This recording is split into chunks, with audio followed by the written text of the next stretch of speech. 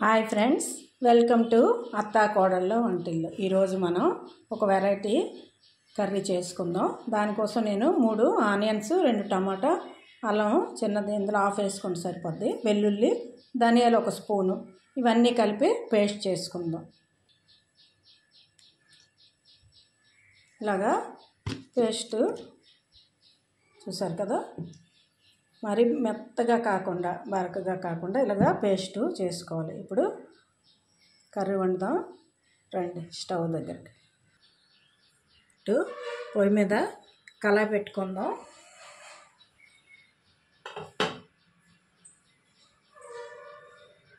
కళాయి పెట్టుకొని ఒక 4 నుండి 5 స్పూన్లు ఆయిల్ పడుతుంది. టేబుల్ స్పూన్లు ఆయిల్ వేసుకోండి, కొంచెం ఎక్కువ ఆయిలే పడుతుంది.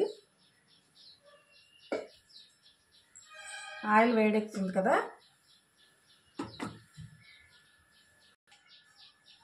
ఒక చిటికెడు మెంతులు వేసుకోండి. ఒక 10 గింజల్లో వేసుకోండి చాలు, ఎక్కువ అక్కర్లేదు.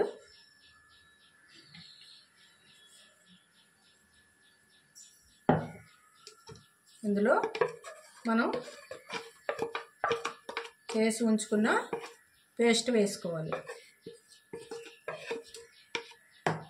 టమాటా, ఉల్లిపాయలు, అల్లం వెల్లుల్లి, ధనియాలు పేస్ట్. మెంతులు కొంచెం వేగుతున్నాయి కదా, వేగకపోతే చేదు వస్తుంది. ఇలాగా ఎర్రగా వేగాలి. ఇప్పుడు మనం చేసి ఉంచుకున్న ఈ పేస్ట్ వేసుకుందాం.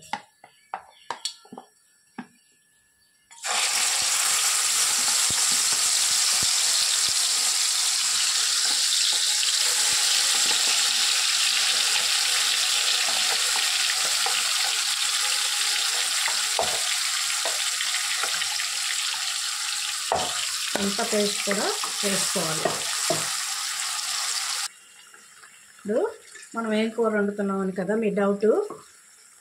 మామిడికాయల సీజన్ వచ్చాక ఉగాది వరకు ఆగలేం కదా, పులుపు బాగుంటుంది. మామిడికాయలతో మనం పచ్చి నెత్తల కర్రీ చేసుకుందాం, చాలా బాగుంటుంది. ఇలాగ ఒక మామిడికాయ తీసుకొని ముక్కలుగా కోసుకున్నాను. ఈ వేగుతున్న దాంట్లో ఒక హాఫ్ స్పూను పసుపు వేసుకోండి. అలాగే కొంచెం సాల్ట్ కూడా వేసుకోండి, చూసుకొని వేసుకుందాం. మామిడికాయ పులుపే, మన మామూలు చింతపండు పులుపు ఈసారి వేయట్లేదు. నెత్తలు చూశారు కదా, కొంచెం పెద్ద నెత్తలు దొరికాయి, అందుకని తీసుకున్నాం. ఇవి బాగా నీట్గా కడిగి ఉప్పు పసుపు కూడా వేసి కడిగి ఇందులో కొంచెం కారం, 1 స్పూను కారం, ఒక హాఫ్ స్పూన్ పసుపు, కొంచెం సాల్ట్ వేసి పక్కన పెట్టుకున్నాను. కడిగేసి నీట్గా. చూశారు కదా నెత్తళ్ళు ఎంత బాగున్నాయో, పెద్ద నెత్తళ్ళు ఇవి, పచ్చి నెత్తళ్ళు. ఇందులో ఒక 2-3 గులివెందులు కూడా ఉన్నాయి. ఇవన్నీ నెత్తళ్ళే, ఇవ్వండి 3 గులివెందులు. పెద్ద నెత్తళ్ళనే తీసుకున్నాం. చూశారు కదా, ఇవి చాలా బాగుంటాయి. ఇవి చంటి పిల్లలు కూడా తినొచ్చు, ఎవరైనా తినొచ్చు, పెద్దవాళ్ళైనా పిల్లలైనా కూడా చాలా మంచిది. వీటిలో చంటిపిల్ల తల్లులకైతే ఈ చిన్న చేపలు తినడం వల్ల బేబీస్కి పాలు వస్తాయి అన్నమాట. అందుకోసం తల్లులు ఎక్కువగా చిన్న చేపలు డెలివరీ అయిన తర్వాత తింటుంటారు. ఇవి ఇంకా పెత్తపరుగులు అంటారు, చెరువు చేపలు, అవి కూడా మంచిదే. ఇందులో నేను ఇంకోటి ఏంటంటే ఆనపకాయ, చూసారు కదా, ఆనపకాయని చిన్న ముక్కని పసుపు ఉప్పు వేసి ఒక్కోసారి కొంచెం ఉడికించాను. ఇవి కూడా ఇందులో వేయడం వల్ల చాలా రుచిగా ఉంటుంది ఈ చేపల్లోని. ఈ పేస్ట్ కొంచెం బాగా ఆయిల్ మీద తేలే వరకు వేయించుకోవాలి. టేస్ట్ అంతా మనం ఈ పేస్ట్ వేగే దాంట్లోనే ఉంటుంది, మాడకుండా ఒక 5 నిమిషాలు మనం వేయించుకోవాలి. చూసారు కదా, ఆయిల్ మీదకి వచ్చింది కదా. ఇప్పుడు మనం కారం వేసుకుందాం. చేపల్లో ఒక హాఫ్ స్పూన్ వేసాను కాబట్టి 1.5 స్పూన్ వేస్తున్నాను. ఆనపకాయ ముక్కలు కూడా వేస్తున్నాను కదా, అందుకోసం కొంచెం కారం ఎక్కువే పడుతుంది.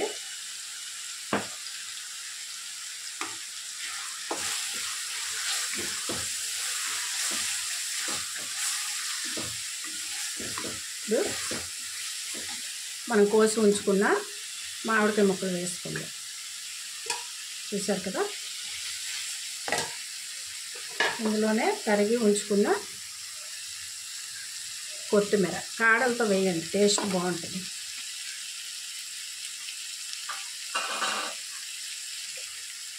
అలాగే పుదీనా కూడా చాలా బాగుంటుంది. ఆనపకాయ ఆల్రెడీ కొంచెం ఉడికించాను కదా వేగం కర్రీ అవ్వాలని, అందుకోసం ఒక క్షణం పోయాక వేయాలి. అవి ముందు వేస్తే మరీ మెత్తగా అయిపోతాయి. ఆనపకాయ ఉడికించిన వాటర్ ఉంది, ఆ వాటర్ వేస్తున్నాను.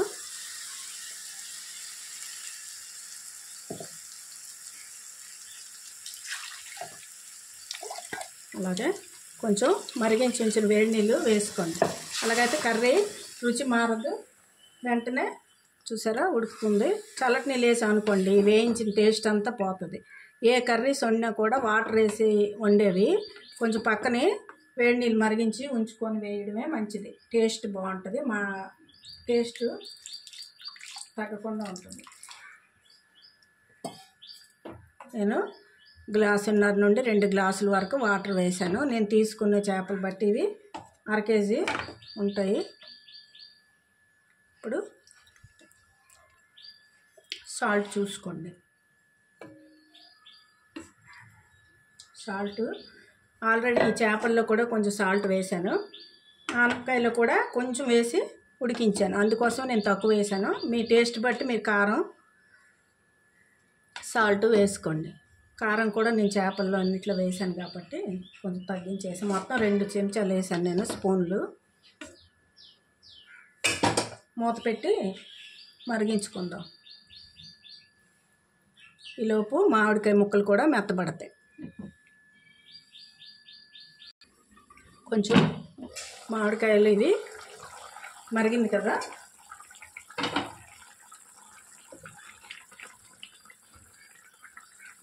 కొంచెం మెత్తబడాయి మామిడికాయ. ఇప్పుడు మనం ఉడికించి ఉంచుకున్న ఆనపకాయ ముక్కలు వేసుకోండి. ఇలాగా వాటర్ ఎక్కువ ఉండే కర్రీస్ సమ్మర్లో ఇలా వండుకుంటే చాలా బాగుంటుంది. అటు మామిడికాయ పులుపు, అది సి విటమిన్ మంచిది. ఇది కూడా చాలా టేస్ట్గా ఉంటుంది ఇందులో మా ఆనపకాయ వేయడం వల్ల. ఆనపకాయ దోసకాయ ఉంటే దోసకాయ కూడా వేసుకోవచ్చు. ఇలాంటి రౌండ్ దోసకాయ ఉంటుంది కదా, ఇలాంటి రౌండ్ దోసకాయ ఇది కూడా కోసి అలా ఉడకబెట్టి వేసుకోవచ్చు. ఆల్రెడీ ఆనపకాయ పెద్దది ఉందని నేను వేసాను. దోసకాయతో ఇంకోసారి వండి చూపిస్తానులేండి, ఇంకే ఫిష్లో నేను. చాలా బాగుంటుంది. ఇది ఒక 2 మినిట్స్ ఉడికిన తర్వాత ఫిష్ వేసుకుందాం. ఇప్పుడు మీరు 2 రకాల కూరలు చూసినట్టు ఇలాగ ఆనపకాయ మామిడికాయ ముక్కలు కలిపి ఇలాగా ఉల్లిపాయ పేస్ట్ ఇవన్నీ పెట్టి కూడా ఇలా కర్రీ చేసుకోవచ్చు. చాలా బాగుంటుంది. రోటీలోకి కానీ రైస్లోకి కానీ కొంచెం దగ్గర దించేసుకుంటే ఇది ఒక కర్రీ రెడీ అవుతుంది. మనం ఫిష్ కూడా వేసుకుంటున్నాము. ఇది ఒక కూర.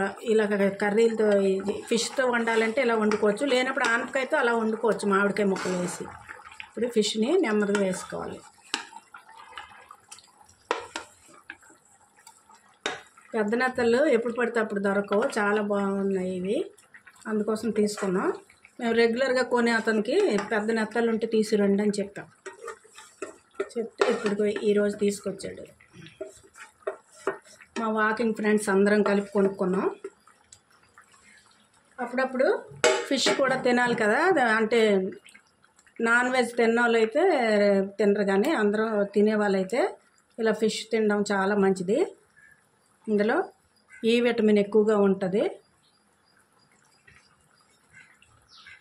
ఒమేగా ఫ్యాట్స్ అన్నీ కూడా, గుడ్ ఫ్యాట్స్ అన్నీ కూడా చేపల్లో ఉంటాయి. డాక్టర్స్ కూడా ఫిష్ ఆయిల్ ట్యాబ్లెట్స్ ఉంటాయి కదా, అవి వాడమంటారు ఈ విటమిన్ అవి తక్కువగా ఉండడం వల్ల. ఇది ఎక్కువసేపు కలపకుండా ఇలాగా ఒకసారి ఇలా చేసి మూత పెట్టి 2 నిమిషాలు, ఎక్కువసేపు ఉంచక్కర్లేదు, ఉడికించుకుందాం. చూద్దాం. 2-3 నిమిషాలే ఫిష్ వేసాక, ఎక్కువసేపు ఉడకక్కర్లేదు. ఫిష్ ఎక్కువ ఉడికితే చెడుతుందట, మాంసం ఎక్కువ ఉడకపోతే చెడిపోద్దట. అందుకోసం ఫిష్ కొంచెం ఇగో చూసారు కదా, ఇలా పగిలితే సరిపోతుంది. ఇలాగా ఫిష్ పగలాలి. పగలాయి చూసారా, ఇలాగా చిదిగినట్టు కనిపిస్తుంది కదా. ఇలాగా పగిలితే మనకి ఫిష్ ఉడికినట్టే. పొయ్యి ఆఫ్ చేసుకుందాం. కొంచెం పుదీనా కొత్తిమీర మీదనే వేసుకోండి. ఇది ఒక 2-3 గంటలు ఇలా ఉంచి తింటే చాలా బాగుంటుంది. చూసారు కదా, పచ్చి నెత్తళ్ళు, మామిడికాయ, ఆనపకాయ కూడా మనం వేసాం. కర్రీ రెడీ అయింది. మీకు ఈ వీడియో నచ్చినట్లయితే షేర్ చేయండి, లైక్ చేయండి. కొత్తగా చూసే వాళ్ళైతే సబ్స్క్రైబ్ చేసుకోండి. Okay, thank you for watching.